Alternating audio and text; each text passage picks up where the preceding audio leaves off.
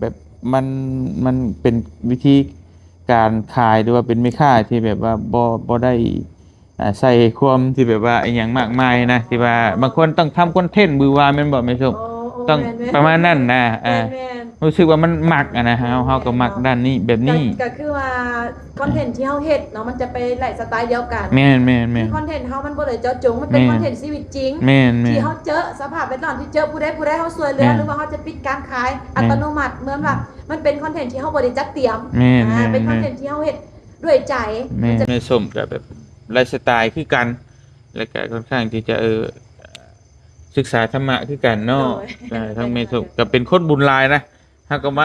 อยากมาหาคนบุญหลายในจักหน่อยก็ได้ก็บุญไปนำเพราะเฮาบ่ได้ให้ไผมาแข่งไผเราได้ขายดีก็สาธุเพราะอย่างน้อยเฮาก็คือกับเฮาได้เนาะแล้วก็ทำบุญอีกเนาะแล้วมื้อนี้ก็เลยคือเราก็กับเราเตรียมจะมาจะแนะนำให้เราผลิตสบู่เนาะบางคนว่าโอ้ใครเนาะไม่สมอยู่แล้วแหละเอาไม่สมจะแนะนำตลอดว่าผลิตสบู่เด้อพอหยังพอมันใส่ได้ทั่วไปผู้หญิงผู้ชายใส่ได้แต่ซองมาต้นทุนมันถูกเรา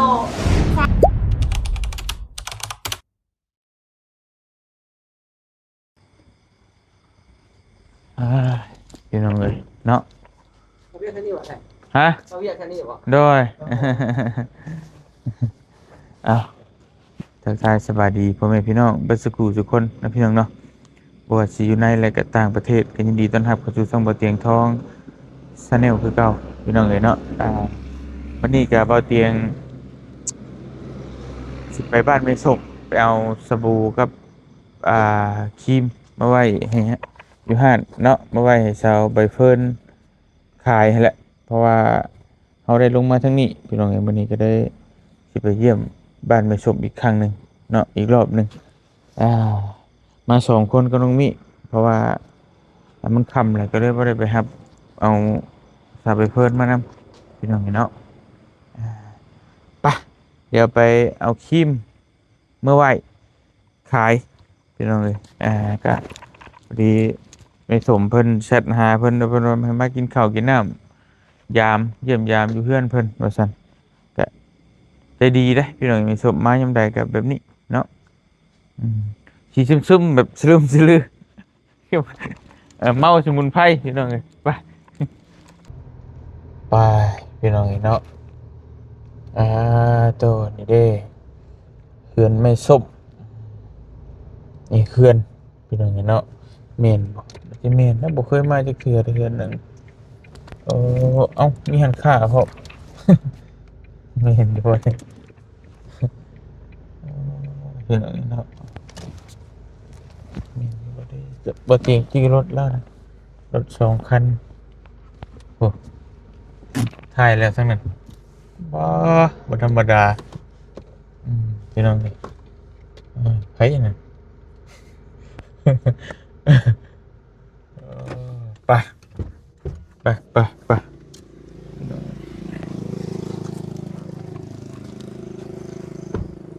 สบายดีไม่สมอยู่บ่แต่สมอยู่โดยสบายดีโดยเมื่อมาเสียงคนรอเว้ยสบายไม่ย่องกันแล้วบาดนี่เอาแค่นั้นเลยคุณบัตรโอ้โดย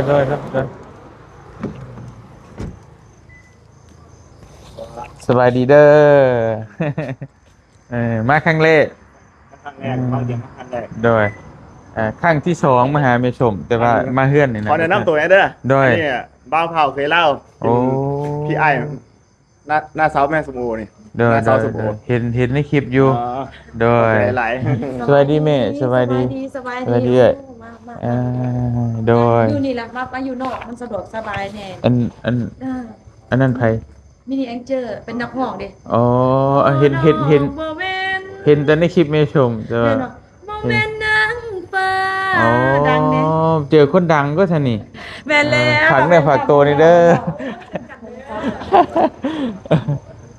โดย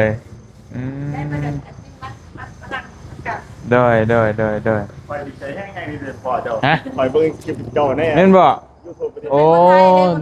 ครับติดตามอยู่บ่ติดตามอันช่องที่สองนะขอบคุณหลายๆเบิ่ง YouTube พร้อม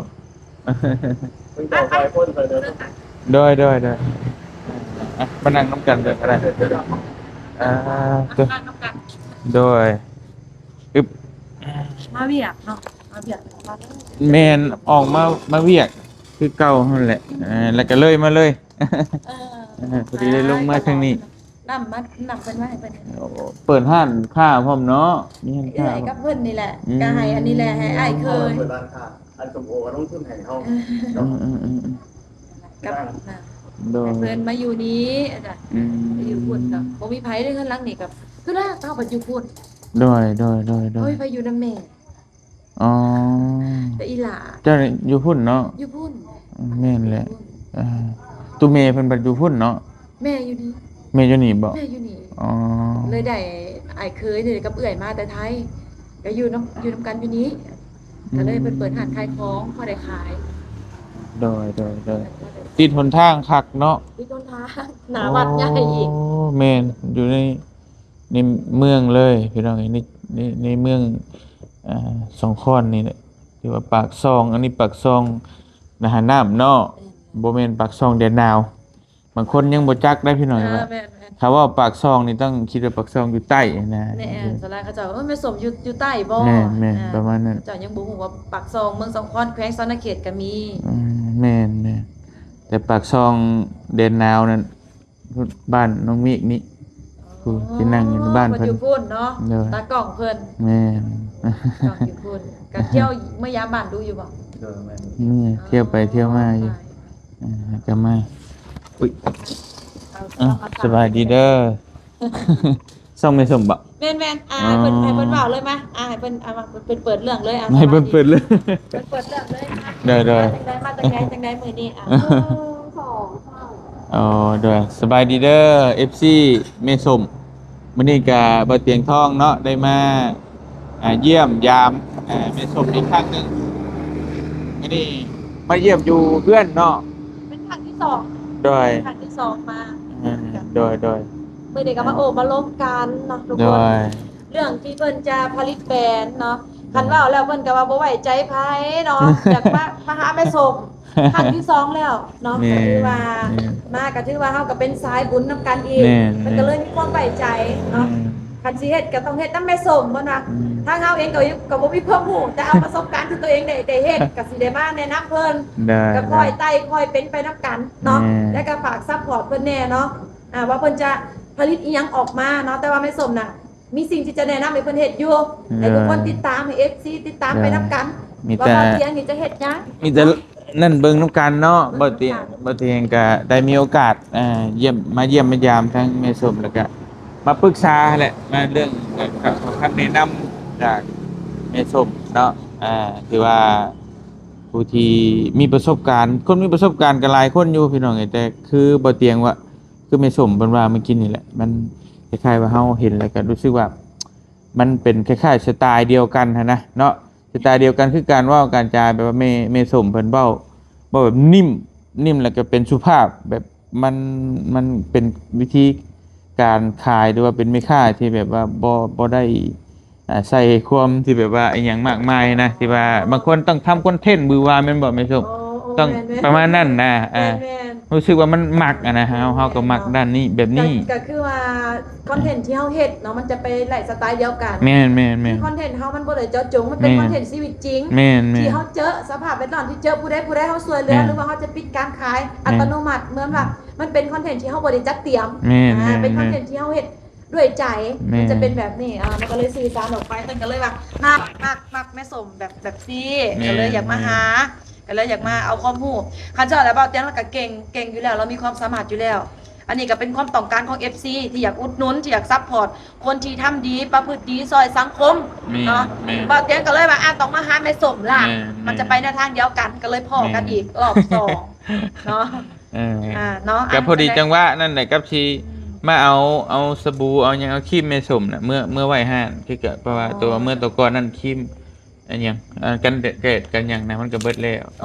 โดย เพิ่นก็มี FC ที่ฐาน FC เพิ่นใหญ่ฐาน FC กว้างขวางต่างแต่ว่าคนนี่ยังบ่ทันได้อยากเฮ็ดแบรนด์แบบจริงจังแต่ว่ามารอบนี้คือจริงจังละบาดนี้มาศึกษาแบบจริงจัง ยังศึกษาเบิ่งก่อนยังศึกษาเบิ่งก่อนว่าศึกษาความเป็นไปได้เนาะเราก็ยังบ่ทันได้สรุปว่าต้อง แน่นอนหั้นนะเบิ่งแล้วก็พอบ่เตียงถ้าสิเฮ็ดหยังก็แบบอยากละเอียดหน่อยนึงแล้วก็ค่อนข้างที่จะเฮาต้องแบบสิเฮ็ดเนาะมันต้องคักนี่เนาะ โดย เพราะว่าเฮาบ่อยากเฮ็ดแบบว่าเฮาที่โอ้บ่เตียงเป็นคนที่แบบว่าถ้าสิเอาหยังมาขายมันอีหยังมันต้องคักต้องดี มันต้องดีมันต้องเห็นผลแต่ซองมามันต้อง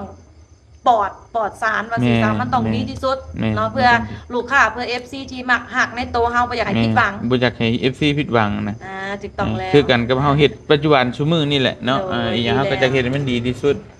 ก็เลยเห็นแม่ส้มก็แบบไลฟ์สไตล์คือกัน แล้วก็ค่อนข้างที่จะศึกษาธรรมะคือกันเนาะใช่ทั้งแม่ส้มก็เป็นคนบุญหลายนะเฮาก็มาอยากมาหาคนบุญหลายแหน่จักหน่อย เพราะได้ก็บุญไปนำ บุญหลายมาพอกัน เพราะว่าล่าสุดนี่คือว่าไปถวายดินบ่ โดยคือดินนี่ถวายไปในปีที่แล้วเนาะ อ๋อ ดินนี่เป็นดิน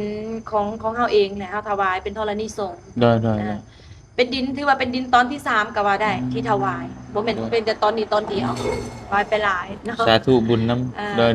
หรือวัดทางหน้านี่ก็ อืม ถวายเป็นกะโลไปรอบที่แล้วก็200,000กว่าบาท โอ้ รถ2คันก็ถวายไปบัดนี้ ได้ เหมือนว่าเฮาทำบุญแบบบ่ได้เจาะจง โดย ก็คือที่เฮาไปช่วยเหลือคนแบบบ่ได้เจาะจง แม่น มันจะประมาณนั้นถ้าถามว่าหลายคนนะว่าอุ้ยอยากเห็นครูบาอาจารย์ไม่สมเด้ผู้ใดมันก็ให้คำตอบบ่ได้ว่าผู้ใดเพราะเฮาบ่ได้เจาะจงในครูบาอาจารย์นั้น แม่น เพราะเฮาเฮ็ดเพราะสิ่งที่เฮาอยากเฮ็ดก็คืออยากเฮ็ด แม่น ไปเรื่อยสินะอืม ทำบุญโดยบ่ได้หวังผลเนาะ ไป ก็ เรื่อยๆ คือพระพุทธเจ้าเพิ่นว่ากันนี่แหละนะสุดยอดแล้วพี่น้อง อ่า เนาะ เนาะเพิ่นมากอ่ะสิได้พากันกินข้าวกินน้ำกันก่อนได้จังสิได้เข้าเรื่อง ให้อิ่มท้องก่อนเด้จังสิเข้าเรื่องมันจะสิมีแห้งเว้า เอ้ เนาะ ย อ่ะแอด เด้ มิ ง นไป ข้าว จัด เด้ง เตรียม น้ำ อา ครั้ หาง ร นี้ มาเตรียมไว้อาหารเตรียมไว้ เกรงใจได้อพี่น้องเนาะมายามใดก็ต้องเลี้ยงข้าวเด้งน้ำ แนวนั้นแล้วมันจะหักจังแพงกันเดี๋ยวจังสิได้มาแวะกันตลอด โดยอ๋อเพื่อนน่ะอยู่นี่เนาะ โดยอยู่นี่ พอดีทาง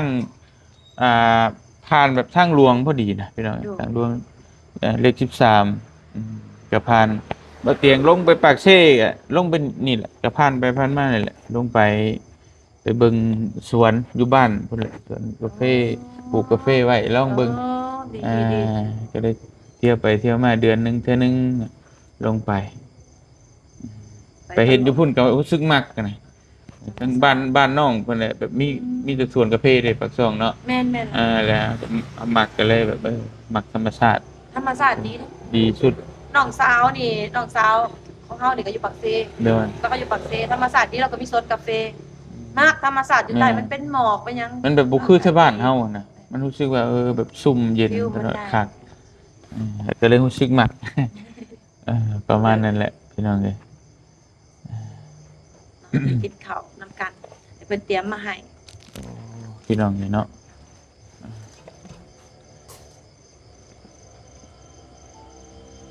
มาบอกกันทันทีในการไปคุยกับเขาว่าให้ที่งานเอาไปครับ ได้ เพิ่นก็กำลังสอนเฮ็ดคลิปแต่ก่อนเพิ่นก็เฮ็ดคลิปแต่มันจะมาบ่แม่นแนวถือทางเพิ่นปานใดนะเดี๋ยวนี้ก็แล้วก็ปรับเปลี่ยนเพราะว่าหนึงเพิ่นก็อาศัยเฮาแน่ ได้ ที่ว่าอันนี้เพราะคนก็อยู่เพิ่นก็ฮู้จักแน่นะ ได้ จ้างเฮาแล้วก็เอาให้เพิ่นมาเฮ็ดคลิปนำพอให้เพิ่นได้เล็กๆน้อย แม่ ให้เพิ่นปรับเปลี่ยนไปนี่อันนี้ก็ได้ อืม แนะนำไปเบิดคือว่าแหละสวยสู้เบิด แม่น อ้ายเอ้ยน้องบ่สวยก็จักสิจังได๋ อืม ให้มันได้เป็นพี่น้องกันเนาะอยู่นํกัน โดยนั่นแหละพี่น้องเนาะก็ถือว่าอ่าได้บุญหลายแม่ชมก็ซอยพี่น้องเอ้ยก็เนี่ยก็คือมันเข้าหลักพระพุทธเจ้าอะนะเพิ่นบอกเนาะเดี๋ยวเฮาได้มาแล้วก็รู้จักแบ่งปันนั่นนะแบ่งซอยทำบุญพระสงฆ์องค์เจ้าซอยสังคมมันถึงในหลักการเนาะก็คือบ่เตียงเห็นแม่ชมก็ซอยหลากหลายนะซอยเบิดทุกสิ่งทุกอย่างแล้วมันก็เป็นสิ่งที่ว่าเฮามักมาตั้งแต่ใดอยู่แล้วเนาะในการช่วยเหลือคนก็เลยเห็นแล้วก็รู้สึกว่าประทับใจพี่น้องเอ้ยซึ่งนี่แหละที่มามื้อนี้แล้วก็มาคุยมามาลมมาขอคำแนะนำจากแม่ชมมาแหละว่าสมมุติว่าถ้าบ่เตียงสิผลิตแบรนด์หนึงนี่ต้องผลิตหยังอีหยังมันสิโอเคนะแต่สำหรับคือบ่เตียงเว้าแหละบ่เตียงเคยผลิตแบรนด์ปลากระป๋องมา เทื่อหนึงแต่ก็เจ๊งทุกเทื่อ เวลาเขาขายเบิดแหละขาดทุนทุกเทื่อเพราะว่ามีแต่แจกพี่น้องนี่เนาะบ่เห็นว่าขายบ่ดีขายดีปลากระป๋องก็แซ่บFC ก็บอกว่าแซ่บจนเทียบเท่ากับนั่นแหละแบรนด์ดังๆนั่นแหละแต่ก็บ่เอ่ยชื่อเนาะแซ่บเทียบเท่ากันเลยแต่ราคานั้นต่ำกว่าหลายเติบนะแต่ว่าด้วยความที่ว่าบ่เตียงน่ะใจบ่แข็งอีหลีหรอยอมรับว่าใจบ่แข็งพี่น้องได้มาแล้วก็ FC เพิ่นฮู้ว่าเฮานะมีผลิตนี่มานะไม่ใช่แล้วบัดนี้ก็เพิ่นก็พอมี ทำบุญเนาะ ไปขอกินแน่บ่เตียงผากไม่ชิมเนี่ยก็ฝากบัดไปน้ำหมู่บ้านนี่ก็ยายไปเลยแหละมันก็เลยอาจเป็นว่าขายเบิดมาแป๊บเดียวขายเบิดแต่ว่าขาดทุนทุกเทื่อ พี่น้อง เอาใหม่ได้ป่ะนี่ใส่หลักการใหม่เนาะเอาใส่หลักการใหม่ก็คือเราเฮ็ดตัวนี้แต่สิ่งที่มันขายก็คือให้มันเป็นจำกัดของการขาย ได้ ผู้ที่เพิ่นซัพพอร์ตอุดหนุนเพิ่นก็จะได้บุญไปนํเฮา ได้ เวลาไปแบบนี้เนาะ ได้ เพราะว่าเฮากลับมาในทางที่ซอยเหลืออยู่แล้วบ่ได้หวังผลอยู่แล้ว แม่ แต่เฮาเอาสินค้านี่ล่ะเพื่อให้เพิ่นอุดหนุนเฮาเพราะเฮาก็ได้เงินนี่ไปทำบุญต่อ แม่ เมื่อเอาบุญต่อบุญ แม่ ดี ประมาณนั้นแต่ว่าคือบ่เตียงคิดว่าถ้าเฮาสิผลิตอีกมาใหม่อีกสร้างแบรนด์จักแบรนด์หนึงนี่แม่นเฮาคือสิบ่อยากเฮ็ดนะแบบแนวกินน่ะนะคือปลากระป๋องนู่นนี่นั่นแบบสิมันผู้เฒ่าผู้หนุ่มอิหยังกับผู้เฒ่าก็ขอกินแน่แบบลองเบิ่งแน่หยัง แต่ ป ว่า ระมา แม่ ณ ส นี้ มนี่มีละใดมีในใจที่จะให้เจ้าผลิตละใด อ๋อมี มี แล้ว ละใด เนาะ เอาตกลงกันมีละใด โดย บางคนอาจจะคิดว่า เอ้า คือให้ผลิตแบรนด์3กับแม่สมมันสิบ่เป็นความขัดแย้งกันบ่แต่สำหรับแม่สมเพิ่นว่าบ่ได้คิดแบบนั้น อ๋อ คิดแต่ว่าเฮ็ดแนวใดที่ให้เจ้าได้ขาย ก็คือมีสิ่งเดียวก็คือสบู่มันไปไวและผู้หญิงผู้ชายก็ได้ใช้แม่สมบ่ได้คิดว่าเบาเตียงนี่จะมาผลิตเพื่อแข่งเฮาหรือเฮามันมีอยู่แล้ว แล้วเป็นหยังก็ต้องแนะนำสบู่เฮาคิดง่ายๆ คือเฮาบอกคนทางที่มันไปได้ แล้วบอกคนทางที่งบมันน้อย แล้วบอกสิ่งที่มันเป็นไปได้ อันนี้เฮาบ่ได้กักเพราะเฮาบ่ได้ให้ไผมาแข่งไผเราได้ขายดีก็สาธุเพราะอยังน้อยเฮาก็คือกับเฮาได้แล้วก็ทำบุญอีกเนาะ โดย แล้วมื้อนี้ก็เลยคือเราก็กับเราเตรียมจะมาจะแนะนำให้เราผลิตสบู่เนาะบางคนว่าโอ้ใครเนาะไม่สมอยู่แล้วแหละเพราะไม่สมจะแนะนำตลอดว่าผลิตสบู่เด้อพอหยังพอมันใส่ได้ทั่วไป ผู้หญิงผู้ชายใส่ได้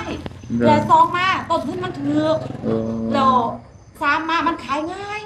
สบู่ค่ะ มันเบิดไว้เป็นบ่ละบางคนหุกโตบางคนหุกหนาเบิดแล้ว โดย นั่นแหละต้นนี้มันเห็ดได้คือขายง่ายก็เลยแนะนำเราเจ้าว่าผลิตสบู่เลย อันนี้คือมีชมในน้ำเนาะ พ่อแม่สบู่เลยแนะนำแล้วก็หาเบิ่งไปเนาะแล้วก็ให้เพิ่นทดลองจะเพิ่นเอาตัวที่ดีที่สุดทดลอง แม่ เพราะว่ามัน แม่ จะเป็นสบู่เกี่ยวกับโตมันเลยพอหยังเพิ่นไปผู้ชายเนาะมีเหงื่อมีไข้แล้วผู้หญิงเข้าไปเขาก็มีเหงื่อมีไข้ย่ออยู่แล้ว เจอคันเจอแพ้เหงื่อตัวเองนี่ล่ะฉะนั้นไปสมกันเลยว่าผลิตสบู่ที่มันเกี่ยวแบบว่าขาเสื้อขาเสื้อผิวหนังเขาไปเจอแบบมันนั่นนี่มันคันมันเอียงสินะเป็นพดเป็นพื้นสินะก็เลย สบายดีเนาะส แนะ บาย นำตัวนี้ล่ะ โอ้คือว่าเฮาท่านได้อีหยังซ้ำได้นี่เพราะว่าเนี่ยไม่ชมมันคิดไว้ลิสต์ไว้เลยนะว่าต้องแบบคิดเพื่อเฮาเลยนะ คิดเพื่อบ่เตียงได้ว่าเจ้าต้องคิดตัวนี้ฮู้เลยว่าบ่เตียงไปแบบใดลุยแบบใดนะ แม่เขาต้องเอาในสิ่งที่เขาไปแล้วเขาจึงขายถนัดถ้าสิ่งที่เจ้าบ่ไปจะไปขายมันบ่ถนัดเพราะเจ้าลงไปซวยนั่นนี่เจ้าก็ต้องว่ามันเป็นได้สักมันเหงื่อมันก็ต้องออกคันมันก็ต้องคันแม่นบ่ล่ะไม่หนาเขาก็ต้องใส่เพื่อยังเขาต้องอาบน้ำทุกมื้อนั่นแหละมันเป็นสิ่งที่มันเหมาะแล้วเจ้าก็สามารถที่ขายได้เนาะแล้วบ่ให้เกรงใจแม่สมว่าอุ้ยเราคือแนะนำมันต่ำกับของเราเนาะนั่นแล้วก็ว่าสิถามอยู่ ก็เรื่องไปติดตามอยู่ได้เลยก็ว่ามันชีบออันนี้กันบ่อย่างงี้สินะคือว่า อย่าไปคิดจังสั่นเด้ ได้ อย่าไปคิดจังสั่นคิดจังสั่นบ่ได้เด้คือยันว่า FC เฮากับคือไม่ชงคือผลิตคือนี่สินะ คันว่าเราได้ความมักความหักน่ะมันจะแบ่งเองเพิ่นบ่เป็นหยังพอสุดท้ายแล้วคือแม่สมว่าน่ะขนาดที่แม่สมเนาะมีน้องน่ะน้องชายเนาะลักกี้มุกดาเห็นบ่ผลิตคือกันเบิดแต่ไปมาหาสู่หักแพงกันทุกเทื่อพอถาดจิตใจเฮามันดีแล้วทุกอย่างมันจะดีเบิดเบาเดียวเฮาบ่ได้เฮ็ดมาเพื่อแข่งขันกันง่ายๆหลายสไตล์เฮาคือการสนันแม่สมบ่เกี่ยงไผจะผลิตคือนั่นนี่สิไปผิดบ่แม่นแห่งดี ยกย่องเลยแหละเพราะว่ามันเป็นสิ่งที่ดีที่แม่สมแนะนำให้เจ้าเจ้าต้องเฮ็ดให้มันได้ซัพพอร์ตกันนั่นแหละถึงแม่สมจะบ่ได้หยังกำไรจากเจ้ามันบ่ได้เกี่ยวเพราะว่าทุกมื้อนี้เฮาก็ไปไลฟ์สไตล์ที่แบบคือกันแล้วอยากซอยจุดประสงค์มันคืออยากซอยเหลือคนคือกันการแนะนำอยากให้ทุกคนน่ะซัพพอร์ตอุดหนุนเจ้านั่นล่ะเพราะเจ้าก็เฮ็ดจริงทำจริงคือแม่สมฉะนั้นเฮาจะบ่เอาสิ่งที่มันประเด็นคือกันแหละมาพิจารณากันคือสันแม่สมบ่ให้ตัวนี้จะไปแม่บอกสันแนะนำแม่สมบ่แนะนำตัวนี้เพราะมันเหมาะกับเจ้าแล้วเจ้าคู่ควรกับตัวนี้แล้วเพราะว่าทั้งบ่เตียงก็เบิ่งอยู่เนาะว่ามันสิไปในลักษณะแบบเดียวแบบใดหั้นนะเพราะว่าถ้าแม่ชมเพิ่นยังบ่แนะนำบ่เตียงว่าให้ผลิตสิ่งที่แม่ชมมีแล้วหั้นนะยังแนะนำนี่คือว่าก็คือบ่เตียงว่าหั่นแหละจิตใจก็ถือว่าสุดยอดละบ่จักแนวสิว่านะพี่น้องเอ้ยขอบใจหลายๆเด้อแม่ชมโดยมันเหมาะบ่เตียงเหมาะเห็นตัวนี้บ่เจ้าจะผ่านมาอีหยังหลายอย่างเพราะสิ่งหนึ่งมันโมเมนต์ไลฟ์สไตล์เฮาต้องบอกได้นะกินเนื้ออยู่บางเทื่อจะบ่ได้กินตลอดทางแต่สบู่นี้เจ้าสามารถเราได้ละผู้ชายน่ะที่จะขายสบู่น่ะมันก็มีน้อยในลาวไปยังแม่สมจึงอยากให้เจ้าบ่ได้คิดว่าให้เจ้าเพิ่นมาเป็นคู่แข่งบ่เจ้าได้ขายดีแม่สมสาธุเอาไปเลยพอแม่สมเชื่อว่าพื้นฐานลูกค้าเจ้าก็หลายคือกันพอแม่สมก็อยากให้เจ้าเติบโตเรียนการที่เป็นเจ้าของแบรนด์และผู้นำคือกันพอเจ้าเฮ็ดมาทุกมื้อนี่ก็เมื่อยพอแห้งแล้วโดยยอมรับแบบแม่นยอมรับอยู่ว่าเมื่อยพี่น้องแต่ว่าในแบบว่าในอย่างหน่อยเฮาก็เมื่อยคือเมื่อยเนี่ยเมื่อยก็มีความสุขเนาะคือบ่เตียงคิดว่าแม่ส้มไปก็คือกันนะเวลาไปซอยทำบุญนู่นนี่นั่นนี่บ่เตียงก็เห็นก็ต่างคนต่างติดตามกันเห็นกันแหละบ่เตียงก็เห็นทั้งแม่ส้มนี่คือไปเฮ็ดโรงทานนู่นนี่นั่นมันก็เนาะคือเห็นล่าสุดก็วัดพี่น้องที่บ่เตียงไปให้ปไตยปิฎกกันมื้อนั้นแม่ชมไปบ่เพิ่นเว้าอยู่เพิ่นก็ว่าบ่เตียงก็มาเมื่อวานนี่เลยบ่ได้เจอกันแต่แม่ชมไปมื้อต่อมาเนาะแม่ได้ไปมื้อต่อมาและเฮาก็เห็นว่ามื้อนั้นฝนตกพร้อมเนาะเห็นแล้วเฮาฮู้ว่ามันบ่ง่ายนะพี่น้องคนเฮาเพื่อสิลงทุนลงแฮงเฮ็ดหยังสักอย่างมันต้องสละเวลาแล้วก็สละเหือแฮงเงินคำยังบ่พอนะจังเฮ็ดนั่นมันต้องคนแบบอีหลีรอได้จังเฮ็ดได้เนาะก็ต้องใจบุญใจจากได้บุญอีหลีนะแค่ว่าสมมุติว่าบางคนเนาะที่ว่ามีเงินเนาะยกตัวอย่างคือแม่ชมมีพอมีเงินน่ะขายเครื่องได้อย่างนี้ถ้ามีเงินเฮาถวายเลยก็ได้นะคือแม่สมในยินตัวที่บ่เตียงเคยล้มเนาะบางเทื่อเงินเฮามันซ้ำนี่เฮาบัดไปเห็นผู้ที่ถูกกว่านี้ถ้าอยากซอยหลายกว่านี้จักเขาสิหามาแต่ใส่มันมีในเคสที่เฮาต้องได้จกเงินเองทุกเคสมันต้องมีคือจะไปจะจกเองเบิด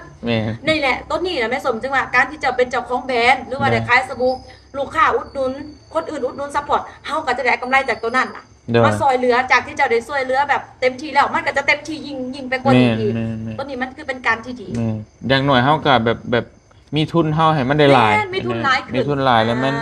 มันซอยคนก็ได้ง่ายเนาะพี่น้องเนาะเวลาเฮาไปเห็นหยังก็แบบคล้ายๆคือแม่ชมนี่อย่างก็พอมีกำลังทรัพย์เฮาไปเห็นหยังที่ว่ามันจำเป็นมันเร่งด่วนแล้วเฮาก็สามารถแบบซอยได้ทันทีเลยนะตัวนี้แหละเฮาบ่ต้องรอแต่ความช่วยเหลือจากภายอีกและแม่สมเองก็บ่ง่ายเด้กว่าที่จะเว้าหรือแนะนำผู้ใดพอยังเพราะแม่สมก็เคยละไปตลอดแต่เป็นยังแม่สมจึงเปิดให้เบาเตียงเขามาเพราะมันเป็นนิสัยคล้ายๆกันเนาะแต่เป็นยังจึงแนะนำในสิ่งที่ตนเองนี่พอคิดว่าตัวนี้มันได้เขาก็จะบอกว่ามันได้เด้อและซองมาเจ้าได้น้ำข่อยได้น้ำเจ้าซัพพอร์ตกันจังซี่แหละคือสบู่มาจังซี่เนาะเขาก็ฮู้ว่าผลิตจากแม่สมเนาะคนอื่นก็คือว่าก็ฮู้จักเจ้าอีกฮู้จักแม่สมอีกมันก็คือว่ามาตรฐานของเฮามันดีแล้วเจ้าขายเจ้าก็ขายง่ายถึงจะบ่ได้ยังบ่ได้กำไรบ่ได้สนใจเฮาคิดแต่ว่ามันไปในทางเดียวกันที่ซอยเหลือคนแหละสาธุคิดแต่ว่าสาธุอย่างเดียวบ่เข้าใจหลายๆเนาะกับบ่เตียงจุดประสงค์ที่ถ้าเฮาอยากมีแบรนด์เฮาอยากเฮ็ดหยังมาขายก็คือจุดนี้แหละจุดที่ว่าเฮาอยากได้กำไรมานี่เฮาจะเอาไปซอยคนมันง่ายเพราะว่าเฮาซอยบ่เตียงซอยคนทุกมื้อแล้วบ่ได้เฮ็ดมีแบรนด์หยังก็ไปทุกมื้อได้5-6 ปีแล้วพี่น้องแล้วก็นั่นคือเงินเฮาได้จากโฆษณาจากนี่แหละ YouTube จาก Facebook นี่เฮาก็ได้แล้วก็มีแต่แทบสิเบิดนะคือคล้ายๆแบบคือแม่ชมขายของเนาะขายได้นี่ก็กำไรก็ต้อง นี่แหละเห็นมันจักมอบเงินจักอีหยังก็อย่ามันมหาศาลนะเดือนหนึงอ่ะเนาะเฮาใช้จ่ายเงินไปที่ช่วยคนน่ะคือแม่ส้มมันน่ะก็นั่นแหละ เจ้าเฮ็ ก็ ด คือแบบนี้ เจ้าเฮ็ดได้ อืมแล้วเฮาก็คิดว่าเฮาอยากได้เงินจากจุดนั้นแหละไปซอยคนน่ะมันได้เต็มที่ขึ้นนะหลังจากที่เฮาซอยได้10เฮาอาจจะซอยได้20ก็ได้นะหลังจากที่เคยปลูกเรือนให้คนบ้านหนึง5หลัง10หลังเฮาจะเพิ่มเป็น10เป็น20อหย่างประมาณนี้แล้วมันเฮาได้นะประมาณนั้นลำพังโดยที่ว่าเฮาเลี้ยงครอบครัวเฮาเองแบบลูกเต้าพอกินพออยากนี่ก็มันก็บ่จำเป็นต้องดิ้นรนหยังก็ได้นะก็พอได้อยู่แต่ว่าเฮาอยากดิ้นรนเพื่อได้เงินไปซอยคนให้มัน นั่นแหละ ประมาณนี้จะได้หลายสุดนะ ไปสมเพนตัวนี้แหละจะมาจะส่งเสริม โดย ส่งเสริมเจ้ามันน่ะเจ้าได้ขายดีซะถูกบ่ได้คือการเฮาต้องมาเป็นคู่แข่งกัน โดย ขายกันกลับมาแวกันคือเก่ากินข้าวนอกคือเก่าทักทายกันคือเก่าบ่เป็นหยัง ก็นั่นแหละเพราะว่าบ่เตียงก็ได้เนาะคิดเห็นตัวนี้แหละกับแม่ชมเพิ่นก็เบื้องหน้าก็เบื้องหลังหั้นนะเวลาหลังกล้องกับอีหยังก็มันก็คือเก่าปกติเนาะคือเฮาฮู้เฮาสัมผัสได้นะเพราะว่าเฮาคุยกับคนก็มันหลากหลายแฮงแล้วก็หลายปีเฮาสัมผัสได้ว่าผู้ใดจริงใจหรือบ่จริงใจหรือเว้าแค่ว่า